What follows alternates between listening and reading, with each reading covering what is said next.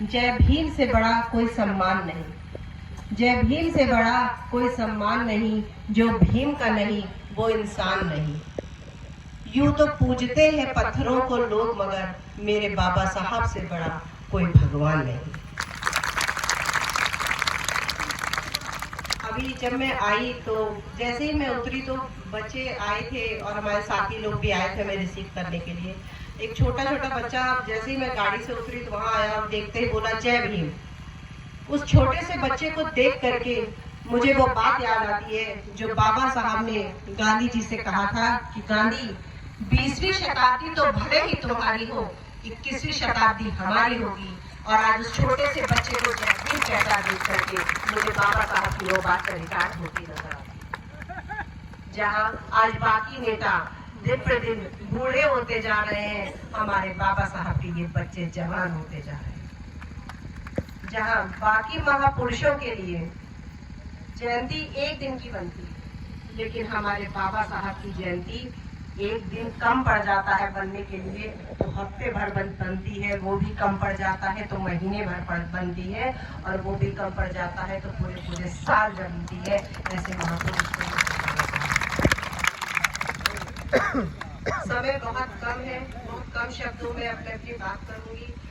कोई नेता नहीं है हम लोग, तो इसलिए ये नहीं जानते हैं कि मंच के नीचे क्या कहना है और मंच के ऊपर क्या कहना है। तो जो बात है, जिस बाबा साहब ने हमारी शिक्षा पे बहुत ज्यादा जोर दिया, वो क्यों जोर दिया था? क्योंकि वो जानते थे कि हमारा समाज शोषित समाज है, उसको सर उठा के अगर जीना है तो उसको शिक्षा की ओर लेके जाना है। इसलिए बाबा साहब कहते थे कि शिक्षा वो शेरनी का दूध है, जो पिएगा वो दहाड़े।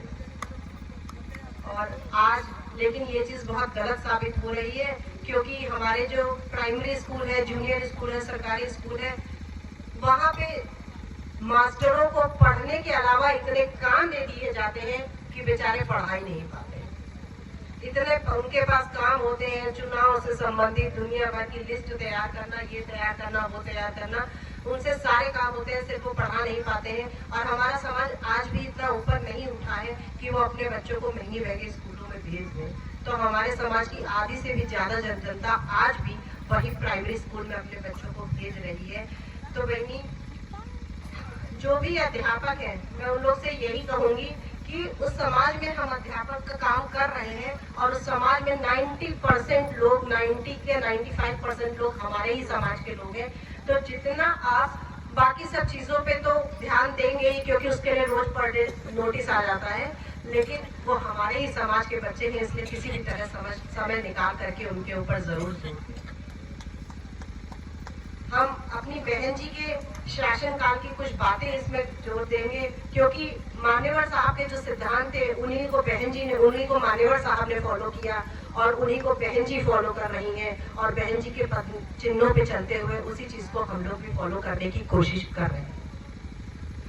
हमारे बहन जी के शासनकाल में जितने भी लखनऊ है, नोएडा है, और भी बहुत शहरों में निःशुल्क कोचिंग की, बहनी बहुत से लोग ये चीज नहीं जानते हैं, कोचिंग चलती थी, निःशुल्क कोचिंग चलती थी, IAS, PCS, बैंक सबकी चलती थी, जिसमें हमारे बच्चों को मुफ्त में रहने के लिए, खाने के लिए, ऊपर से स्कॉलरशिप में पैसा अलग मिलता था, जहाँ रह करके वो पढ़ाई करते थे। टीचर्स अवेलेबल रहते थे उनके लिए, जहाँ पे वो पढ़ाई करते थे, और आज उस पढ़ाई को करके आज वो बड़े बड़े ऊंचे ऊंचे पदों पे है, उनमें से तो कुछ IAS, PCS भी है।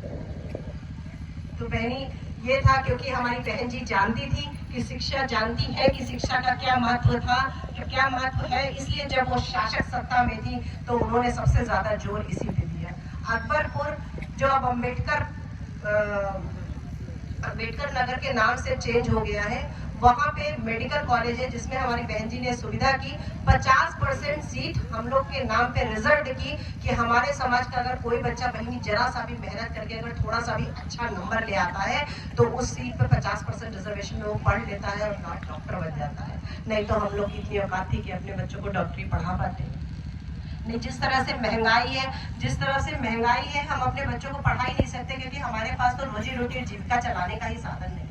महंगाई इतनी ज्यादा है बहनी कि जो पेट्रोल 40 रुपए 45 रुपए डीजल मिलता था, आज वो डीजल 90 रुपए का मिल रहा है, पेट्रोल 100 रुपए का मिल रहा है। हम किसान आदमी है ना, ट्रैक्टर ट्यूबवेल थ्रेसर चलते हैं हमारे, हम कैसे उसमें इतना डीजल डलाएंगे? क्या हम किसानी करेंगे? क्या हम खेती करेंगे? क्या हम कमाएंगे? क्या हम बचाएंगे? क्या हम खाएंगे? और क्या हम अपने बच्चों को पढ़ाएंगे? तो ये सब जागरूकता की बात है। हमारा समाज बहुत जागरूक है, हमारे बच्चे आज बहुत जागरूक है, बाबा साहब को जान रहे हैं, बाबा साहब को मान रहे हैं, इसीलिए आज छोटा छोटा हर एक बच्चा जय भीम कहता है। और ये बहुत गर्व की बात हमें लगती है। शहरों में तो मैं इस बात को इतना नहीं बोलती, क्योंकि लेकिन आज गाँव में जब हम आते हैं, इस फील्ड में देखते हैं, तो गाँव का बच्चा बच्चा जय भीम कहता है और बड़े शान से कहता है। शहरों में तो लोग आज भी अपनी पहचान छुपाए रहते हैं। धोबी भाई है, खटिक भाई है, पासी भाई है, सब लोगों को लगता है कि हम सवर्ण समाज की नजरों में सबको लगता है कि हम अपर कास्ट के हैं, जबकि अपर कास्ट की नजरों में हम दलित ही हैं, चाहे वो हम में से कोई भी हो। इसलिए आप लोग आपस में जो भी हमारे दूसरे लोग हैं, उनसे मेल मिलाप करिए और उनको ये समझाइए कि हम सब भाई हैं। आपस में मेल करके रहेंगे तो शासन सत्ता में हमेशा रहेंगे और कोई हमारी शासन सत्ता को तोड़ नहीं पाएगा। इसलिए बहुत ज्यादा बात ना कहते हुए मैं आप लोग से एक छोटी सी अपील करूंगी। 25 अप्रैल आने वाली है, 4 दिन बाद।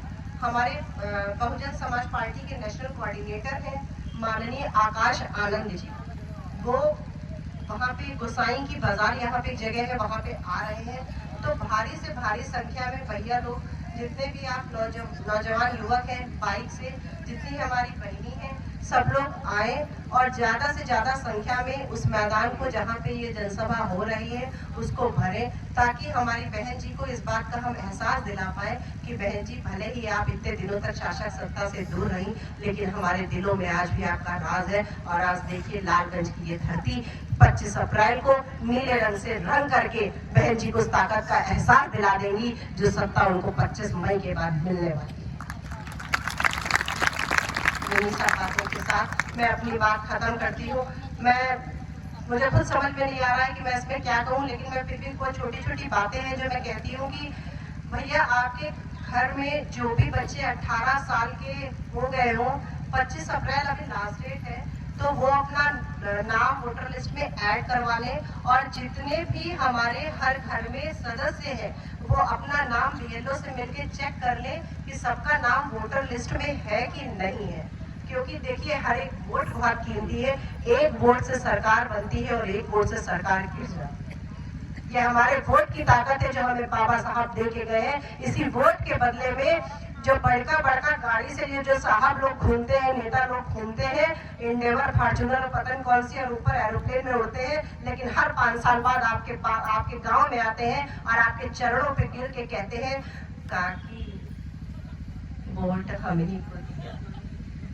ये हमारे वोट की ताकत है जो बाबा साहब हमें दे के गए हैं। इस वोट की ताकत को हमें पहचानने की जरूरत है। इस वोट की ताकत का इस्तेमाल करने का वक्त आ गया है। 25 मई को लोकतंत्र का महापर्व है। अपने इस वोट की ताकत को अंजाम दे करके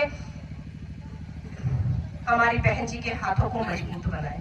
इन्हीं सब बातों के साथ मैं अपनी बात खत्म करती हूँ। जय भीम, जय भारत, जय कांशीराम, जय सर।